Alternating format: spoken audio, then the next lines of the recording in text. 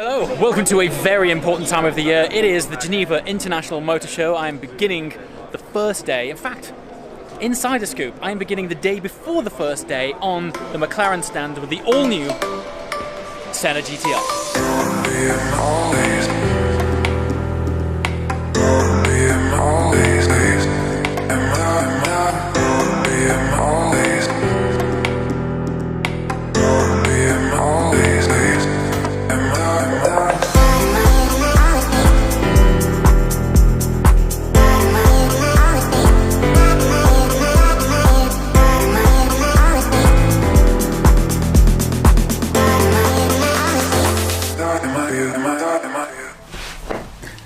Okay, so I've decided to do my voiceover video from clearly my hotel room during the Geneva Motor Show. Reason being, the Motor Show is a very busy international show and basically my microphone's picking up loads of external sounds. But this is just a much easier place to come and talk to you about it in sort of crystal clear tone. Anyway, big event this year. It's all about the hypercars. Now we're here with a surprise from McLaren, which is the Senna GTR. Now, if you're confused and wondering if the Senna could get any more hardcore, the best way of thinking about this car is if you remember the P1, and then they later on brought out the P1 GTR, and that was the sort of lightweight, stripped out, more power, more downforce version of the P1, and it was a track-only car.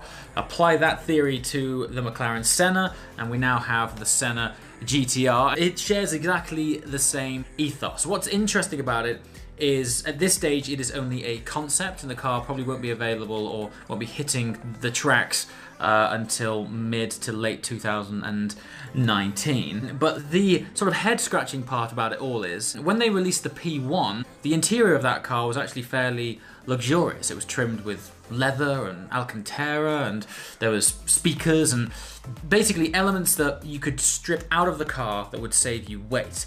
If you watch my recent video with the McLaren Senna, you'll know that that is an entirely different beast. It is already a completely uncompromised track-focused weapon, and they've gone and sprinkled some lightweight performance dust on it and come up with the Senna GTR. Now, in terms of weight saving, the guys at McLaren admittedly tell me that there isn't much. However, the increase is actually in the downforce and the performance of the car itself, and also the fact that it comes on a nice set of sticky slicks. So all 500 of the road-going Sennas have been allocated, they have been sold, and now McLaren are saying they're going to be producing up to 75 Senna GTRs.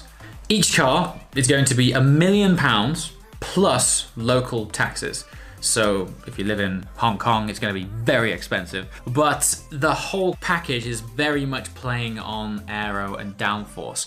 Overall, this car generates over 1,000 kilograms of downforce. Now at this stage, the Senna GTR is a concept car, but the guys from McLaren tell me that it's around about 90% complete, and other than some adjustments due to aero work, the car that we see right now is as the car will look, pretty much, give or take a few aero components when it eventually hits the track. It still shares the same 4-litre twin-turbo V8 engine out of the McLaren Senna, only power is upped. We don't have official figures right now, but it's going to be around about 825 PS versus the Senna's current 800. So not massive performance gains in terms of engine power, but when you add these things up, they become a greater effect than the sum of their parts. So a little bit more power, a little bit more weight saving, a lot more downforce.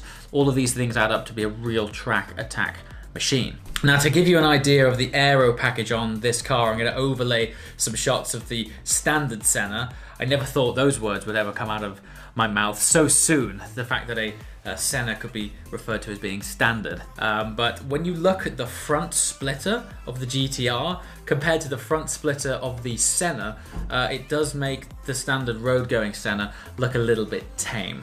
I was only filming with that car a few weeks ago, and I found myself saying that it was actually one of the craziest cars I've ever seen, and then here we are fast forwarding a few weeks later, and they've dropped this concept of the GTR, which has just elevated things to an entirely different level. So you're probably wondering, why have they gone and shown a concept of the car rather than the finished car itself? Well, actually, to To you and I, concepts are sort of nice to look at and very ooey and ahry. But for prospective clients, concepts are for McLaren to gauge interest. At this very event, at the Geneva Motor Show, when they take the cover off this car, there will be VIPs and clients lining up to say, I would like one of those, here's my letter of intent. Or not. Judging by the success of the P1 GTR and the fact that the Senna has already sold out of their allocated 500 units, I would say that they're probably not going to have too much trouble shifting 75 of these limited edition track weapons. The interesting thing about this world right now is, on the one hand, everyone's talking about going green and eco, and we've got hybrid cars coming on board. And then on the other spectrum, there's this new realm of hypercars, which a few years ago we never thought would ever exist. Let me know what you guys think. It's funny, on the one hand, I absolutely love the fact that McLaren are going so crazy and bringing us this amazingly enhanced version of the Senna. But on the other hand, I'm a little bit confused because it was only a few weeks ago that the Senna itself was the most track-focused, driver-focused car that McLaren's ever made. And now here we are just a few weeks later and they're going, oh, actually, there's this car here, which is even more track-focused. When I spoke with McLaren when I originally filmed the Senna, I was saying that the only thing that has compromised this car is the fact that it has to wear a set of number plates, and so just by the rules of the road, various things have to be in place in order to sort of tame that car down somewhat. But even still, you're gonna have to be a hell of a driver to be able to exploit the full potential of the standard Senna. So it's gonna be fascinating to see just how much they've been able to augment the Senna GTR just because of the lack of road rules. Let me know. Comments below. It's an interesting time to be in the car world, and this is just day one at the Geneva Motor Show, so lots more to come. As always, guys, thanks for watching. I shall see you next time. Ciao.